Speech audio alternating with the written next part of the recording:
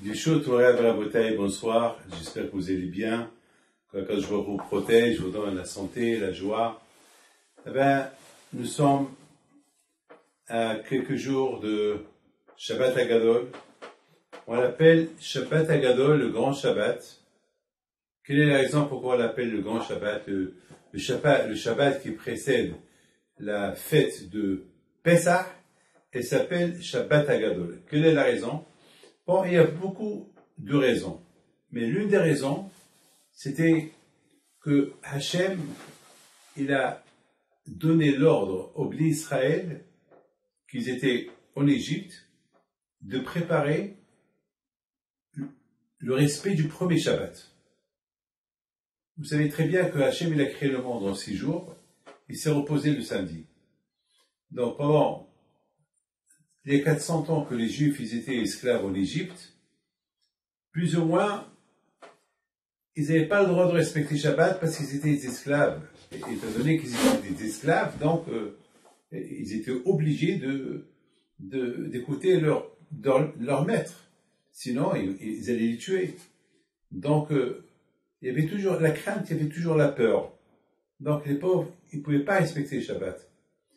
Mais pendant toute l'année des 10 plaies, parce qu'Hachem a envoyé les 10 plaies en Égypte, pendant toute cette année-là, déjà les Juifs, ils n'étaient plus esclaves à parole, ils étaient déjà plus ou moins libres, parce que les Égyptiens, ils recevaient les coups les uns après les autres. Alors, le dernier Shabbat, qui s'appelle Shabbat Hagadol, alors ce Shabbat Hagadol, quand je leur ai donné ce Shabbat-là, vous allez faire quelque chose d'exceptionnel.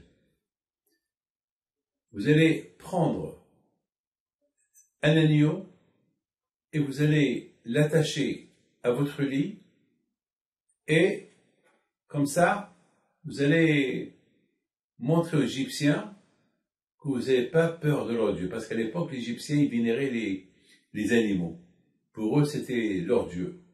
C'était à l'époque, je parle de l'Égypte, il y a à peu près 4000 ans, quelque chose comme ça. Donc à cette époque-là,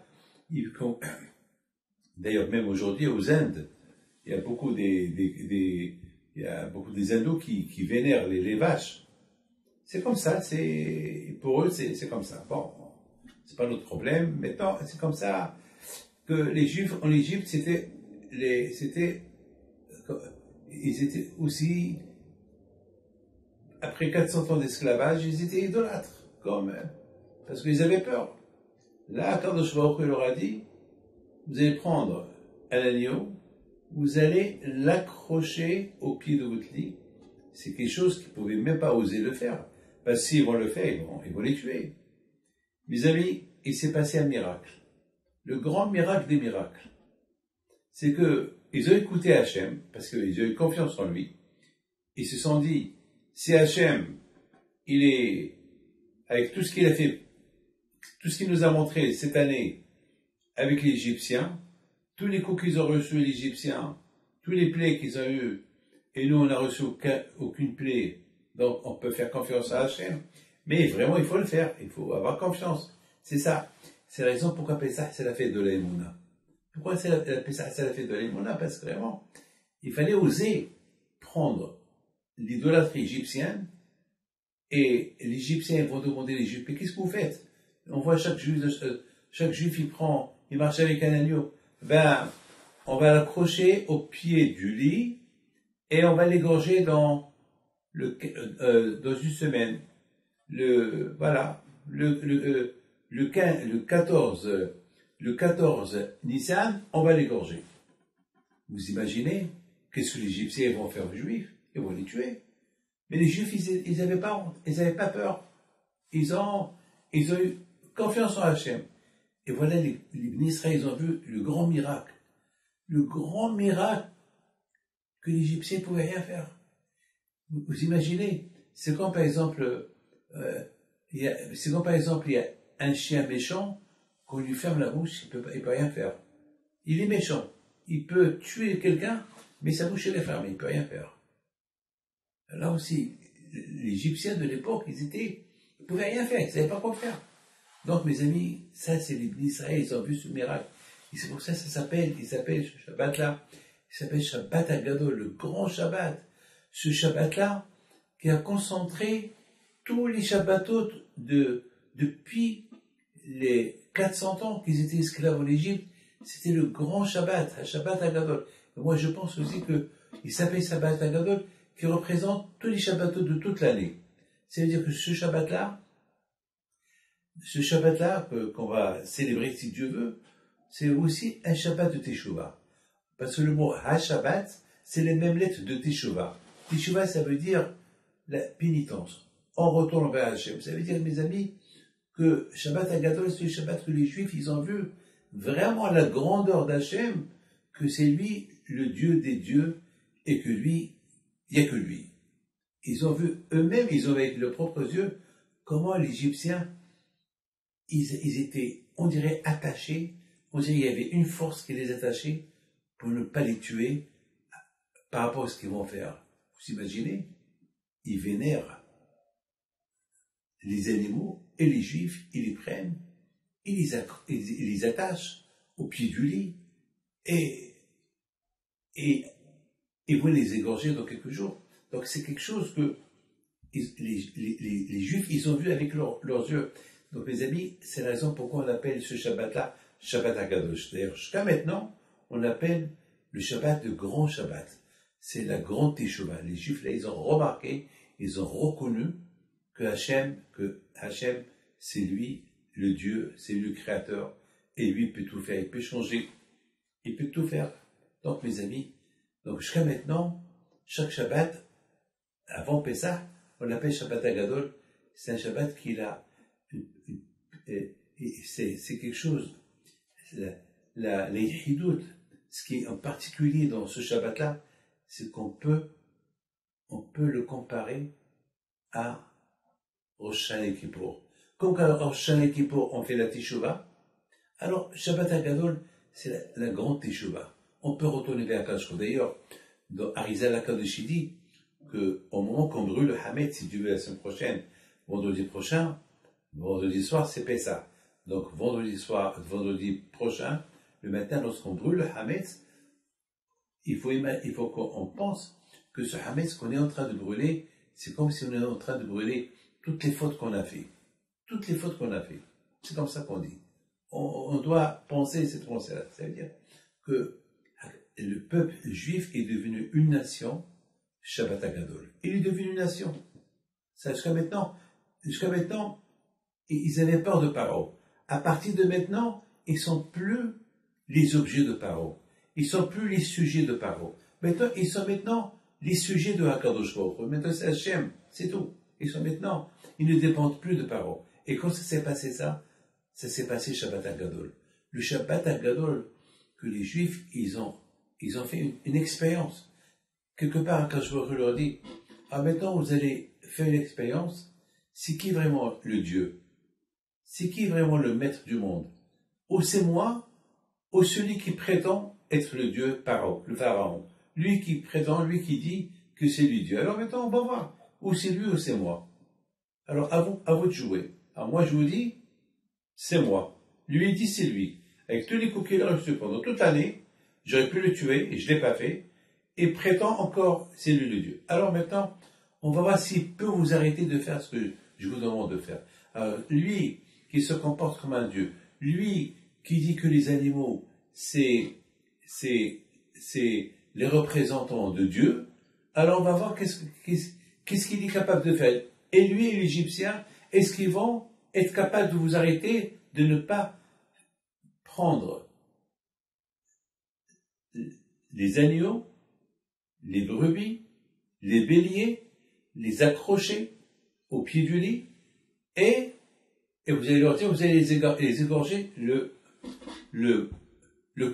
14 Nissan. On va voir qu'est-ce qu'ils peuvent faire. Et les Juifs, ils ont vu cette expérience. Ils ont vu qu'ils étaient retenus. Mes amis, il faut savoir une chose. Vous savez, pendant la guerre de la Shoah, il y a des photos qui sont, il y a des petits films, il y a des photos vous voyez 2000 juifs, il y avait 4-5 SS qui les gardaient. Comment? Et c'est la folie. Mais comment ces juifs-là, ils n'ont pas fait une révolution? Vous savez qu'à Auschwitz, il y avait des places pour jusqu'à 100 000 lits. Il pouvait y avoir jusqu'à 100 000 juifs là-bas, à Auschwitz, qui tuaient les uns après les autres. Combien des nazis, ils étaient à Auschwitz pour surveiller ces 100 000 juifs? Combien ils étaient? Ben, peut-être ils étaient une centaine. Comment ça se fait? 100 000 juifs, ils n'ont pas fait une révolution contre une centaine de nazis, même s'ils étaient 500, même s'ils étaient 1000 soldats. 100 000 contre 1000 soldats. 1000 soldats,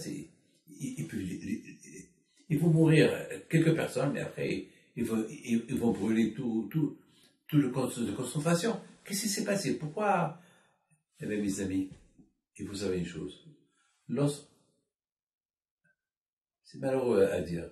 Lorsqu'il y a ce qu'on appelle Hastarat Panim, vous savez c'est quoi Hastarat Panim? Hastarat Panim, ça veut dire, lorsqu'Akash il est en colère contre nous. Alors qu'Akash il tourne son visage. Mais il tourne, mais il regarde de l'autre côté. Ça veut dire, et lorsqu'il tourne son visage, il ne regarde pas, que Dieu préserve. On est vraiment en danger. Mais de l'autre côté, Hachem, même pendant la Shoah, Akash nous a protégés quand même. Bien sûr, parce que, Baruch Hashem, on est là, parce que si on doit penser ce que les Romains ils ont voulu nous faire, et les Babylone, et toutes ces nations qu'ils ont détruit, le premier temple, le deuxième temple, et pendant les pogroms, et pendant, comment ça s'appelle, les croisades, lorsqu'ils sont partis faire la guerre pour libérer Jérusalem, et ils ont tué des millions de Juifs, jusqu'à une époque, il resté dans le monde entier 250 000 Juifs, c'est tout ce qu'il y avait. Après, la majorité des Juifs ont été abattus, ont été tués. Mais malgré tout, la bataille, regardez, la Renaissance, on est encore là. Baruch Hashem. Lorsqu'il y a ce qu'on appelle Hastarat Panim et Gilui Panim, Panim et Erot. Lorsqu'on suit la Torah, alors Akash Baruch Hu, il est là. Il nous regarde droit, il nous surveille. Mais lorsque Dieu préserve, on ne suit pas le chemin d'Hachem, on ne suit pas. Alors qu'Akash Baruch Hu, il tourne sa tête, il regarde pas, mais il regarde d'une manière, je vous protège sans vous protéger. Et là, c'est très grave. Mes amis, il faut savoir une chose, que Akadosh Baruch Hu, il nous a montré quelque chose d'extraordinaire à la Shoah. On a vu, Bémet, on a vu comment, j'ai vu des photos, quelques soldats nazis qui surveillaient des centaines de juifs, mais ces centaines de juifs, allez, sauvez-vous, défendez-vous. On dirait Allah, ils avaient peur, ils n'étaient pas capables. Eh bien, exactement, mes amis, c'est ce qui s'est passé à l'époque, lorsque les Juifs, avant qu'ils ont quitté l'Égypte, et Akadosh Baruch Hu, il leur a montré sa force. Alors là, ils étaient un peu en Égypte par rapport à toute la nation égyptienne, et aucun pouvait ouvrir la bouche. Pourquoi? Parce qu'Akadosh a voulu montrer que c'est lui le Créateur, et c'est lui le bon Dieu, et c'est pas l'idolâtrie. Mes amis, lorsque les Juifs ils ont vu cette expérience, le Shabbat, de bon matin, qu'ils sont partis chercher les agneaux et les brebis et les moutons, comme que Hachem leur a dit, et l'accrocher et l'attacher au pied du lit, ils voyaient l'Égyptien qui s'énervait. Ils s'étaient tellement énervés, mais de l'autre côté, ils étaient paralysés. Ils ne pouvaient rien faire. Là, les Juifs, ils ont compris qu'il y a Hachem. Là, ils ont fait une grande échouva. Là, ils ont compris qu'il y a quoi à Kadosh Baruch Hu. Et voilà la bataille. Et c'est à partir de là que tout est parti. Donc, mes amis, chaque année, à Shabbat Agadol, comme ce après-demain, c'est Shabbat, chaque année à Shabbat Agadol, eh ben, il y a quelque chose qui se réveille le miracle qui s'est passé il y a quelques milliers d'années, le Shabbat Agadol en Égypte. Ah ben c'est pour ça qu'on l'appelle Shabbat Agadol. Il s'appelle le grand Shabbat jusqu'à la venue de Mashiach. C'est un Shabbat c'est un Shabbat non-stop. Il s'appelle Shabbat Agadol. C'est Shabbat Arichta, le grand Shabbat. C'est un Shabbat qui va rester marqué chez nous et que chaque fois que on retourne vers Hachem, alors ça devient Shabbat Agadol. Chaque fois qu'on retourne vers Hachem, lorsqu'on respecte Shabbat, et on revient vers Hachem, alors la mémoire, ce qui s'est passé à Shabbat Agadol, que les Égyptiens qui étaient impuissants, avec leurs armes et tout, face aux Juifs qui étaient esclaves, leurs esclaves, eh bien mes amis, ça peut se répéter. Ça se répète. Et c'est la raison pourquoi ça s'appelle Shabbat Agadol. Mes amis, je voudrais vous dire que, vous savez, Baruch Hashem, avec les deux Akadosh Baruch Hu, et je remercie Akadosh Baruch Hu. Moi aussi, je remercie Akadosh Baruch Hu pour le miracle qui m'est arrivé lorsque j'avais 7 ans à Essaouira, Shabbat Agadol. Il m'est arrivé un grand miracle, moi aussi. Il m'est arrivé que, Baruch Hashem, je courais derrière un chat. Je collectionnais les chats. La maison de Rabbi Hempit était grande. Eh bien, j'aimais les chats. Alors, je faisais la collection des chats. Et une fois que je leur donnais à manger, une fois qu'ils grandissaient, je vais leur donner la liberté. Ben après, ils s'habituaient avec moi. Après, ils ne voulaient même pas partir. Après, ils revenaient. Après, mon père me criait, David, tu as rendu cette maison l'hôtel pour les chats. Et c'était comme ça. Je les aimais. Et beaucoup des fois, les chats ils se disputaient entre eux. Et je m'amusais. J'aimais voir. Et c'est comme ça. C'est la jeunesse, ne croyez pas. Et là, une fois, j'ai vu un chat qui m'a plu. Et bien, celui-là, il était beau. Il était blanc. Et celui-là, je veux le prendre et le mettre parmi la collection. Et en plus, j'étais intelligent. Je mélangeais pas tous les chats. Je mettais les petits dans un endroit. Enfin, je les séparais pour ne pas qu'ils se disputent. Enfin, j'ai appris au fur et à mesure de l'entraînement et j'ai appris comment vivre avec eux. Et voilà, mes amis, c'est passé que ce chat-là, il courait. Il est monté à la synagogue de Rabbi David Ben Hassan, qui était le maître, qui était l'ami de Rabbi Haïm Pito le Grand. Il est décédé à peu près 200 ans à Marrakech. Et la synagogue de Rabbi David Ben Hassan était très petite. Elle était très haute. C'est une petite synagogue de 20 personnes, 20-30 personnes, mais elle était très haute. Et sur la terrasse, il y avait comme une verrière que, à travers cette verrière-là, il y avait le soleil qui pénétrait pour illuminer la synagogue. Donc je savais qu'il fallait pas marcher sur la vitrine, il fallait d'ailleurs c'était malheureusement, ils ont oublié de fermer la porte. Parce que toujours cette porte a été fermée parce qu'à cause d'un verrière, de peur que quelqu'un marche sur cette verrière-là, il tombe à la synagogue, il meurt. C'est presque 30 mètres de hauteur. Donc, moi, David, je rentre, je ferme la porte, et je cours derrière le chat. Et malheureusement, j'ai pas évité, malheureusement, je courais derrière le chat. Le chat, il est léger, il a marché sur la vitrine. Moi, j'ai marché sur la vitrine, je suis tombé, mais grâce à Dieu, je me suis raccroché. Grâce à Dieu, je suis pas mort. Et ça s'est passé à Shabbat Agadol. Voilà, le Shabbat Agadol. Le Shabbat des miracles. Il y a toujours le grand Shabbat des miracles. Et j'ai vu, et j'ai crié. J'ai crié. Et je ne sais pas combien je suis resté entre la vie et la mort. Combien j'ai été attaché après. Je ne peux pas vous dire, je ne me rappelle pas. Combien d'heures. Même mon père, il a essayé de me dire combien. Mon père, il m'a testé toute la nuit du Shabbat, il ne m'a pas laissé dormir. Allez, accroche-toi. il comptait 1, 2, 3, 4, 5, 6, 10, je tombe. Mais alors, combien tu es resté accroché? Papa, je ne sais pas. Eh ben, mon fils, et Baruch Hashem, grâce à Dieu, entre-temps, il y a eu la femme qui allume les veilleuses des tzadikim à la synagogue, elle a vu, dès qu'elle rentre, elle voit, elle me voit, j'étais entre la vie et la mort.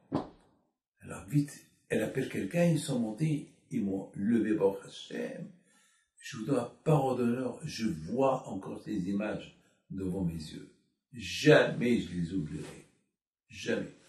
Mais une seule chose, mon père m'a dit, David, n'oublie pas ce que je vais te dire. C'est pas parce que c'est ton Rabbi Himpito, c'est ton grand-père que tu es resté vivant. Et c'est pas parce que, à cause de Rabbi David Belhazen que tu es vivant. Si tu es vivant, c'est grâce au Shabbat Hagadol.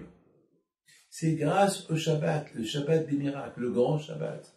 Mes amis, ce qui est particulier avec ce Shabbat Hagadol, c'est qu'on peut, vous savez, on peut, avec ce Shabbat-là, si on le respecte, on peut réparer tous les Shabbatot qu'on a fait dans la vie.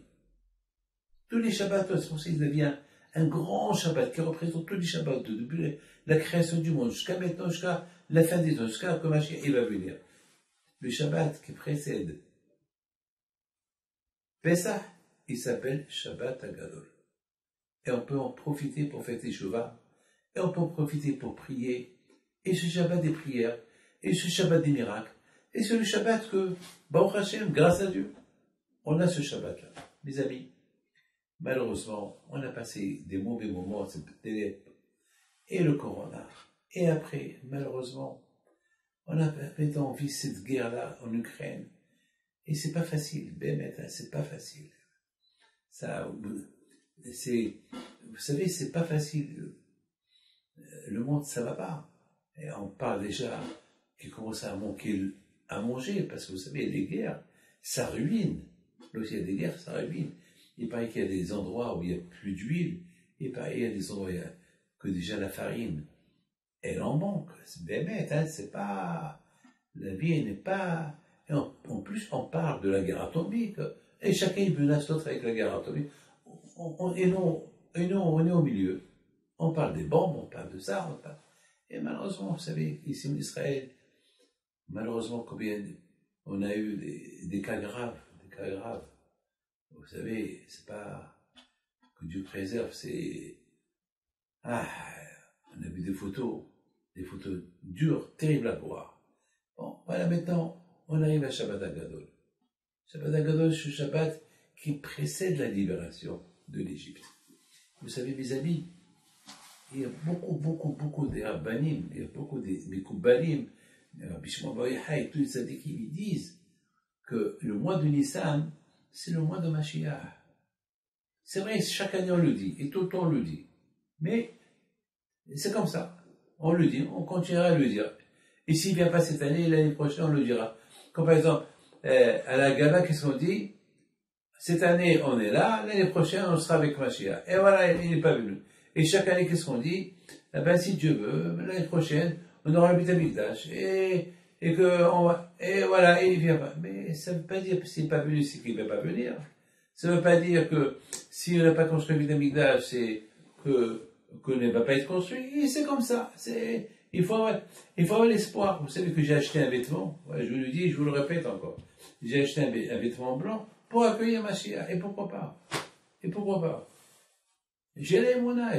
Vous savez, l'une des questions qu'on pose à la personne après 120 ans dans l'autre monde, est-ce que tu as attendu Mashiach? Et beaucoup des gens, ils ont ras-le-bol. Ils ont un peu marre. Et encore, on nous parle de Mashiach, et tout le temps, on nous parle de Mashiach, il n'est pas venu. C'est vrai, il n'est pas venu. Parce qu'on ne mérite pas. On ne mérite pas. De toute façon, le plus important est, prie, tu l'attends. Et s'il ne vient pas, mais le fait que tu l'as attendu, le bon Dieu te récompense. Le bon Dieu, il va te dire, merci que tu as prié pour que Mashiach y vienne. Vous savez, mes amis, je vous dis quelque chose. Je connais un juif, chaque semaine, il joue au loto.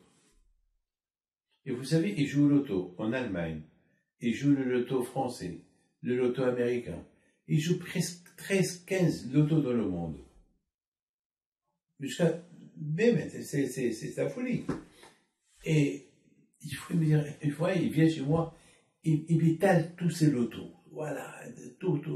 Je sais quoi tout ça? Un, il est en Allemagne, en anglais, en français, en hébreu, en arabe.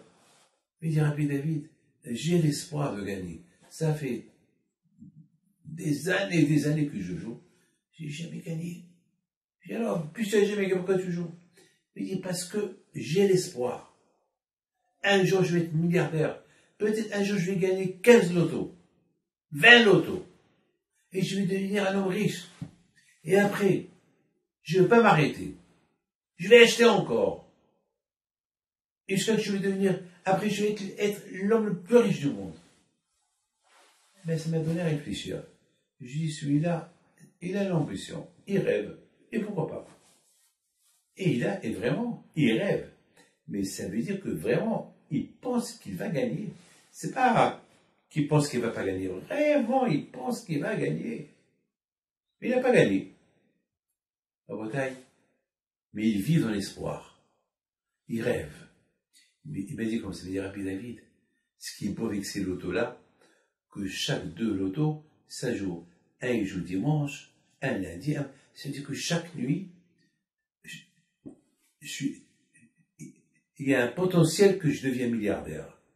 Ou un dimanche, ou un lundi, ou un mardi, j'ai le Shabbat. Il dit Rabbi David, le Shabbat, je joue, mais j'achète pas le Shabbat. Si le Shabbat il gagne, il gagne. S'il gagne pas, il gagne pas, mais je suis obligé, j'achète. J'ai l'espoir, mais je prie toujours au bon Dieu que je gagne. Mes amis, si ce monsieur-là, il attend son loto, il a l'espoir de gagner, pourquoi moi je ne veux pas avoir l'espoir que je vais voir un jour Mashiach? Pourquoi? Et je vais gagner le plus grand loto des lotos. Oui, et vous savez d'où j'ai cette force de la Emouna, qu'un jour le bon Dieu va libérer le monde et que le monde entier va reconnaître Dieu. Vous savez, mes amis, j'ai appris ça du Shabbat à Gadol.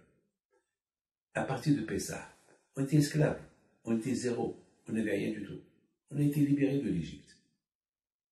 Mes amis, de la même façon qu'on a été libérés de l'Égypte, et le bon Dieu nous a donné la Torah, et le bon Dieu nous a donné des mitzvot à faire, Rabotai, j'ai l'Emouna au Mashiach.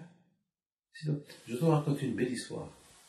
Vous savez que il y a quelques années, lorsque j'habitais encore en France, donc je venais passer Pessah en Israël, donc bien sûr, on faisait 2 jours. Là maintenant, je fais 15 jours, parce que j'habite en Israël. Mais à l'époque, je faisais les 2 jours. 2 jours, alors je venais ici. Alors il s'est passé que la deuxième nuit, alors non, on a fait Pessah. Et j'ai mon frère, qui est israélien, lui, un de mes frères, il voulait me faire une surprise. Il voulait être avec moi, il est venu pour m'écouter faire relire la Haggadah, la deuxième. Vous savez que dans le monde entier, on fait 2 jours de Pessah, et on lit 2 fois la Haggadah. Ici en Israël, on fait un seul jour. C'est tout. Par exemple, si Dieu veut, on va faire la Haggadah, on va lire la Haggadah de Pessah le vendredi soir. Et samedi soir, c'est plus fête. Mais en Europe, et en France, en Amérique, dans le monde entier, vous allez lire la Haggadah et vendredi soir et samedi soir, 2 jours de fête. Et voilà, mes amis, on a terminé le repas. Vous savez, et à un moment donné, on ouvre la porte et on dit, on accueille Eliyahu Hanavi, le prophète Eliyahu, celui qui va venir nous annoncer la venue de Mashiach. Eliyahu Hanavi. Lorsqu'on dit Shefor, Hamatrael, lorsqu'on dit Shefor, on ouvre les portes, soi-disant, et dans chaque maison juive, il y a ce qu'on appelle, il y a un verre qui est bien rempli. On dit ça c'est le verre de Eliyahu Hanavi, lorsqu'il vient, il va venir, il va goûter. On a les mona. Donc, mes amis, je me lève avec tous mes enfants derrière moi, et on ouvre la porte pour dire, allez, Baruch haba Eliyahu, Baruch haba. Et soudainement, il s'est passé quelque chose. Mon frère Eliyahu, il arrive. Alors, on était tous choqués, parce qu'il s'appelle Eliyahu, tout le monde l'appelle Eliyahu, mais nous, on a ouvert la porte pour accueillir Eliyahu Navi. Et je vois mon frère Eliyahu. Donc ça nous a choqués. Alors lui aussi était choqué, parce qu'il a vu qu'on on a tous crié, il n'a pas compris pourquoi on crie. Alors on l'a expliqué parce que, au moment qu'on dit c'est fort, Baruch haba Eliyahu, il est arrivé. Il s'appelle Eliyahu. Mon père, il a nommé Eliyahu pour Eliyahu Navi. Pour vous dire, mes amis, c'est ça les moulins que nous avons. Mes amis, je voudrais vous poser une question. Quelle est la force de la Emouna, de Pessah? Quelle est la force de... mes amis, on est en train de fêter la première fête de toutes les fêtes juives, c'est Pessah. Et c'est quoi Pessah? Pessah, c'est Pessah. P, c'est la bouche, Sah, c'est parler. Pessah, ça veut dire la bouche qu'elle parle. Le mot Pessah aussi signifie sauter, Passover. Pessah, c'est sauter.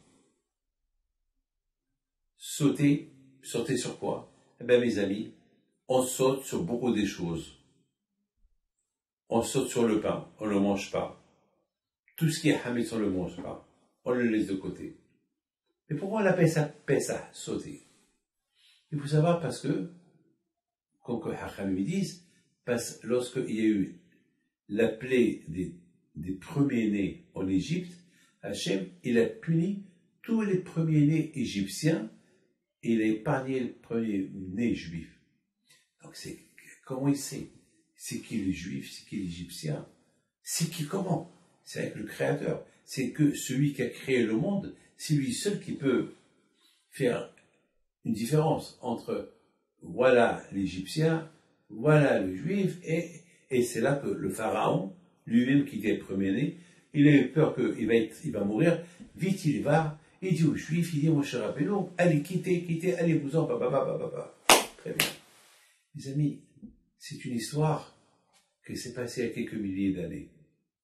Et chaque année, écoutez bien ce que je vous dis, chaque année, lorsqu'on s'assoit, on lit la Haggadah, on lit l'histoire, on lit, bien sûr, à la maison, elle est propre, il n'y a pas de hametz, il n'y a rien du tout.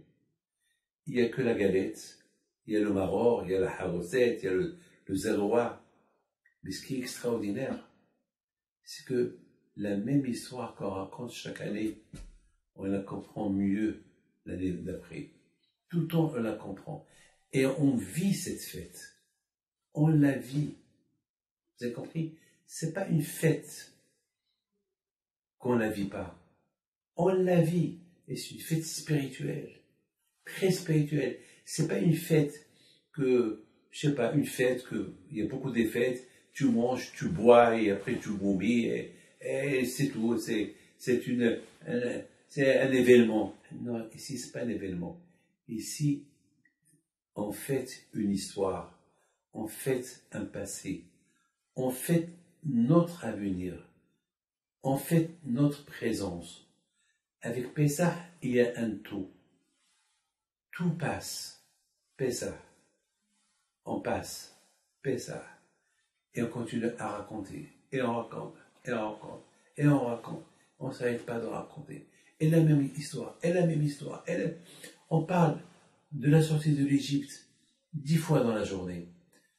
Chaque fois qu'on fait Kriyat Shema, chaque fois qu'on mange le pain, le Shabbat, on parle, et on parle. Pessah, on dirait que Pessah, c'est chaque jour Pessah. Tout le temps on parle de la sortie de l'Égypte, la sortie de l'Égypte. Pourquoi?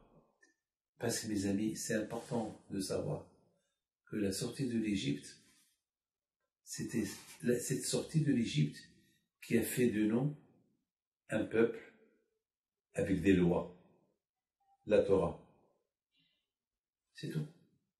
Mes amis, je voudrais maintenant vous raconter une belle histoire. Très très très belle histoire. Vous allez l'écouter un matin peut-être, mais c'est important que je vous la raconte. Vous savez, la semaine dernière, lorsque j'étais en Argentine, j'ai connu un monsieur très important que j'ai connu depuis longtemps. Et cette année, je lui posais la question. Comment est-ce possible que vous respectez les Juifs, vous venez les voir, et chaque fois que je suis là, tu viens me voir. Il n'est pas juif, hein. Il n'est pas juif. Il est très haut placé au gouvernement. Je ne peux pas dire qui est. Très, très, très, très, très haut placé. Alors, on était avec quelques ambassadeurs d'autres pays, et puis on a commencé à parler à gauche, à droite, et là, on a posé la question. Comment tu t'es approché du judaïsme? Et tu es resté catholique, mais il doit avoir une raison. Il nous dit comme ça, il nous dit, il y a quelque temps, il y a 25 ans, j'étais un homme pauvre. Je faisais mes études. Et j'habite, bien sûr, quelque part en Argentine. Et pour continuer mes études, pour être docteur, il fallait venir à Buenos Aires, la capitale.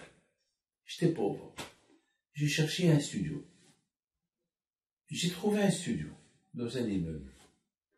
Mais, et c'est écrit là-bas, pour renseignement, adressez-vous à telle et telle, à madame telle et telle. Je vais m'adresser à madame telle et telle, et je tape la porte, je dis, j'ai vu qu'il y a un studio à louer. Elle me dit, d'accord, et qu'est-ce que tu fais? Je suis étudiant. D'accord, vous êtes étudiant. Je ne sais pas que c'est elle a eu. Elle m'a pris en sympathie. Elle m'a dit, tu sais que ça coûte un peu cher. Et il lui a dit, je sais que ça coûte cher. À l'époque, c'est pas cher, mais pour l'époque, c'était cher. Donc, il dit, j'assure que je paierai chaque mois. Alors, elle m'a fait visiter l'appartement et elle lui dit, bon, vous savez, j'ai envie de t'aider. Je vais t'aider. Alors voilà ce que tu as besoin, tu viens chez moi, je te donne. Et je sais pas, elle m'a pris en sympathie. Et tout le temps, elle m'a porté à manger. Tout le temps, elle m'a jamais invité chez elle. Mais tout le temps, elle voyait comment je vais, mes études. Et moi aussi, chaque fois que je passais des examens, j'allais chez elle. Et un jour, j'ai découvert que cette femme-là, c'est une juive. Il a découvert que cette femme-là, c'est une juive. Parce que, une fois, je suis rentré chez elle à la maison, et j'ai vu des photos. Une des photos, il y avait là-bas un rabbin. Alors, j'ai dit, bon. Et bon, c'était la première fois que je me trouvais devant une femme qui est juive, qui m'a fait que du bien. Bon. Et quelques temps plus tard, il nous raconte, il a réussi ses études, maintenant il veut, ça y est, il est devenu docteur et on veut retourner chez lui. Alors je viens pour lui dire au revoir, et pour la remercier pour tout ce qu'elle a fait pour moi, et qu'on reste toujours en contact. Et si je vais me marier, que je l'invite et qu'elle vienne à mon mariage. Et voilà, elle me dit, tu vas beaucoup me manquer, parce que je t'ai adopté comme un enfant, comme mon fils. Alors, voilà, tu as mon adresse, tu as mon téléphone, tu m'écris. Et le monsieur, il nous dit, j'ai vu la maison Balagan. Il y avait des boîtes, il y avait beaucoup de désordre. Et puis je lui dis, madame, je voudrais bien te donner un peu de satisfaction. Je vois que vous êtes un peu assez vieille et il y a trop de balagan dans cette maison. Laissez-moi un peu faire du nettoyage. Si ça ne vous dérange pas, laissez-moi faire du nettoyage. Elle me dit, eh ben, moi j'ai pas de force, si tu veux, allez, viens, on va débarrasser. Ce qui est à jeter, ce qui est à garder, à garder.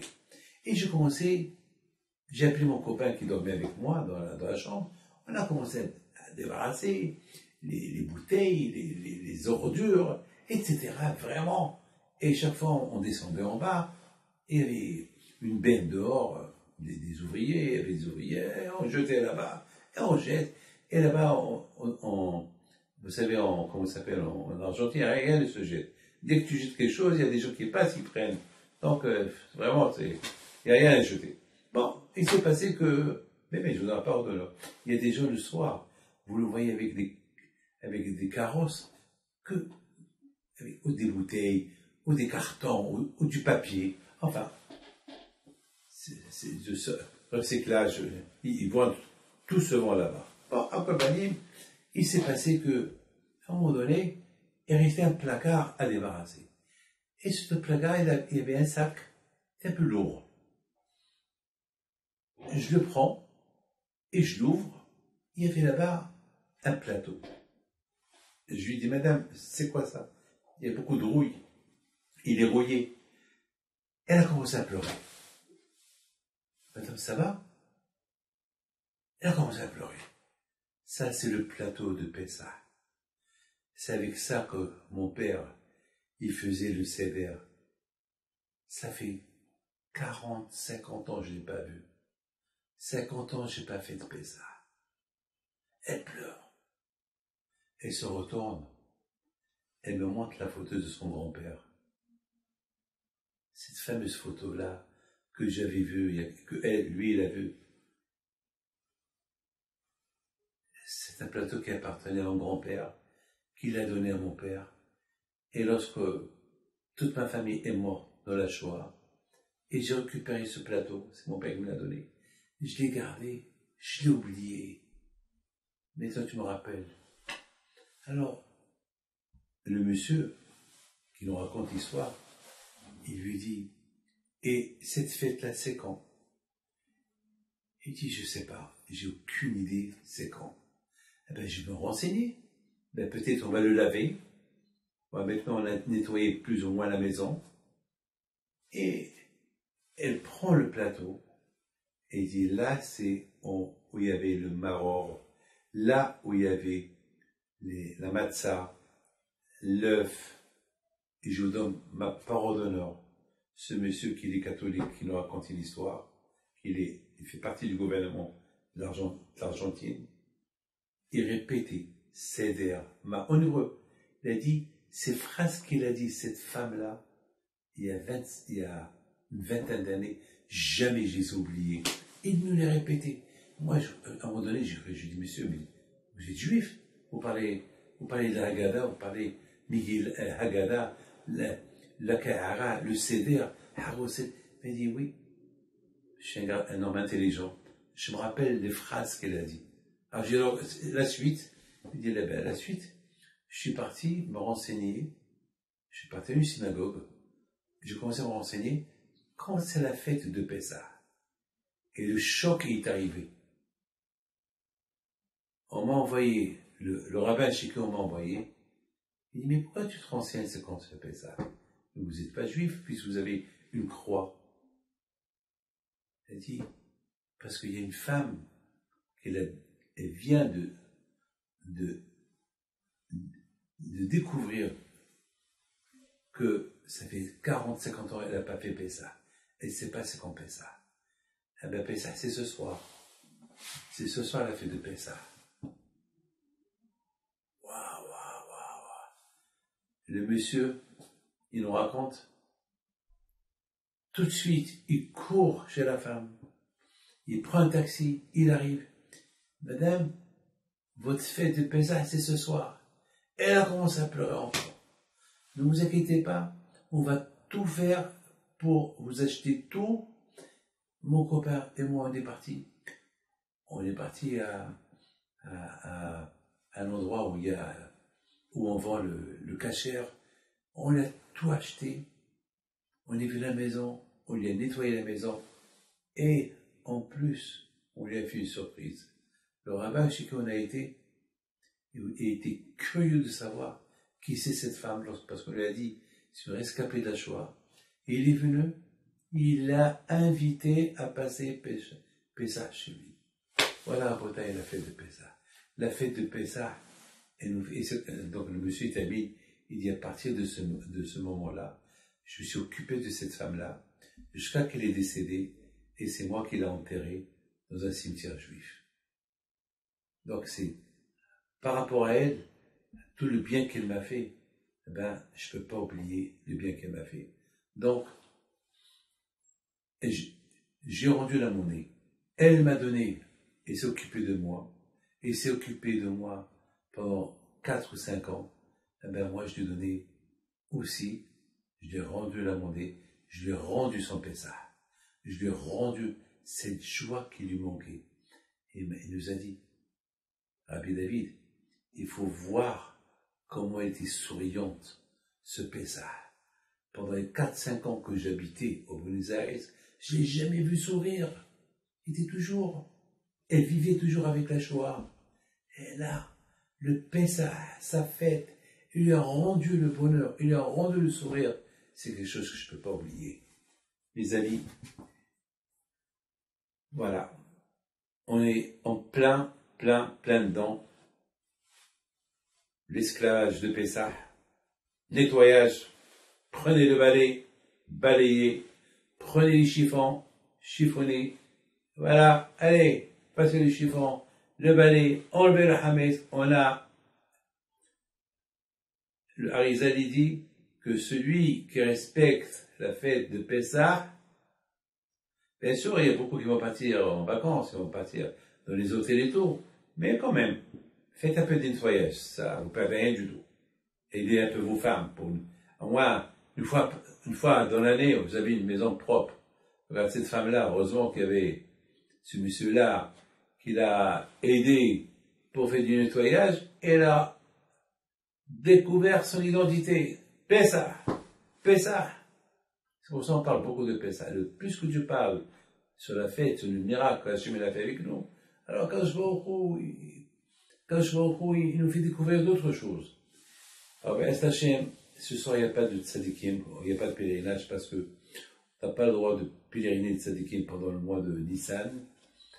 Mais ce cours de Torah, il est à la mémoire des gens, malheureusement, qui nous ont quittés pendant ces attentats qu'il y avait.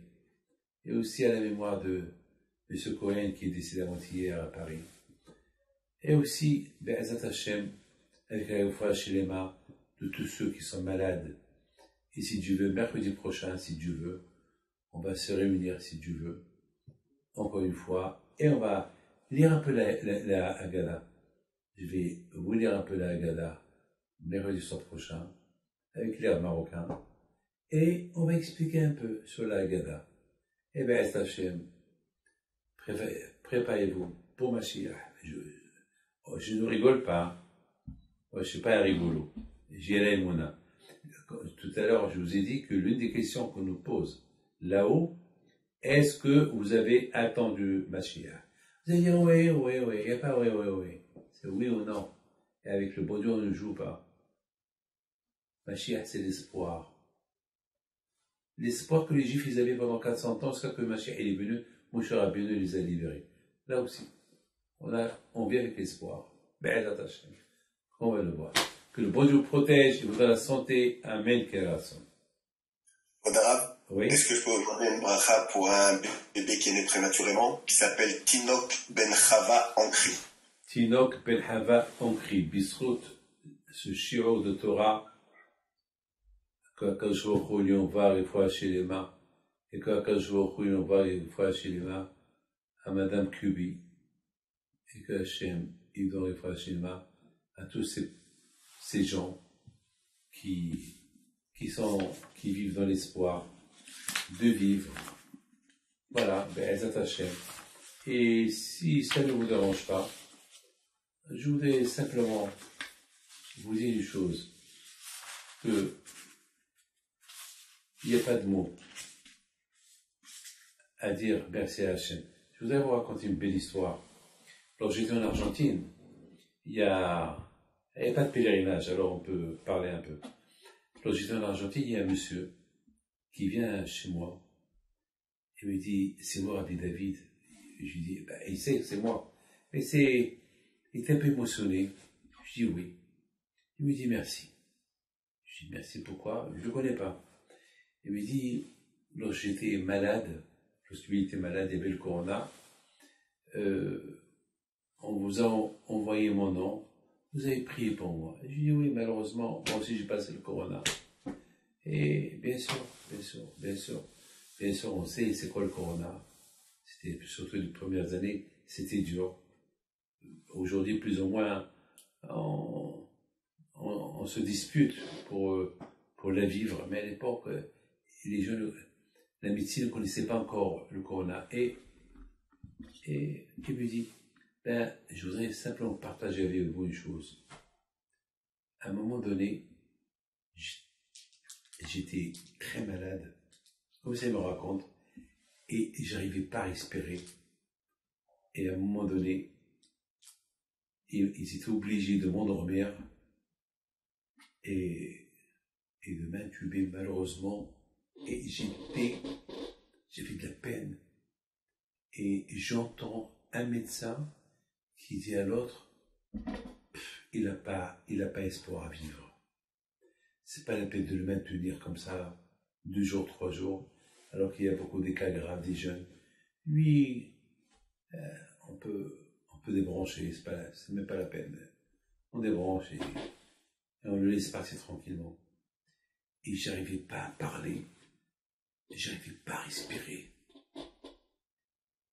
Et il y a une seule chose, je parlais avec ma tête, comme ça il me dit, Hachem, je t'ai jamais dit merci pour chaque instant que j'ai respiré. Nishmat kol hay, ils disent Hachamim. Combien de merci on doit dire à Kadosh Baruch. Combien de merci pour tout ce que Hachem nous a donné. Nishmat kol hay. Et je commence à dire merci à Hachem. Si tu me donnes la vie, que je revis. Et comme ça, je peux te dire vraiment merci pour tous les centaines de milliards de fois que j'ai respiré. J'ai envie de te dire merci à Hachem. Donne-moi cette chance. Entre-temps, j'entends, PAC, les médecins, ils ont débranché. Ils ont tout débranché. Je vais laisser mourir. Alors, qu'est-ce qui s'est passé? Ben, je suis pas mort. Je suis resté vivant. Et je raconte cette histoire à tout le monde.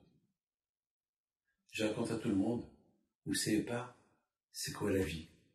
Combien de merci on doit dire à Hachem? Eh bien, nous aussi, mes amis, je dis pareil. Cette libération de l'Égypte, combien elle est importante. On peut même pas imaginer ce que nos parents ils ont souffert en Égypte.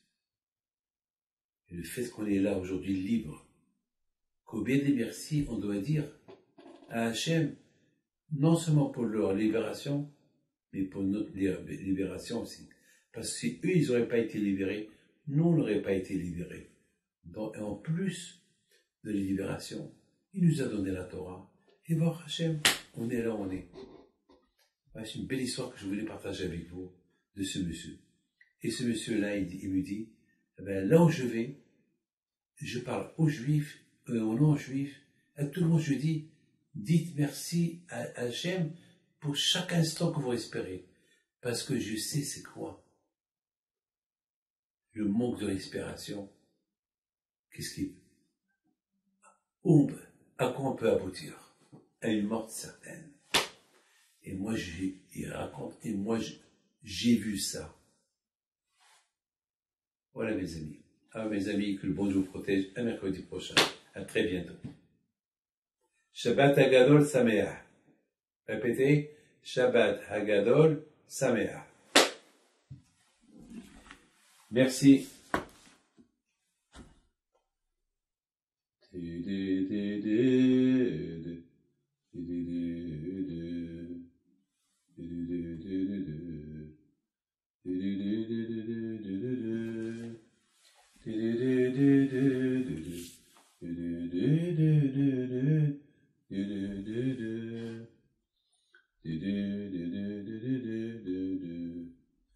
והקדוש ברוך הוא מצילנו הצילנו. Recording in progress. יהיה אדם.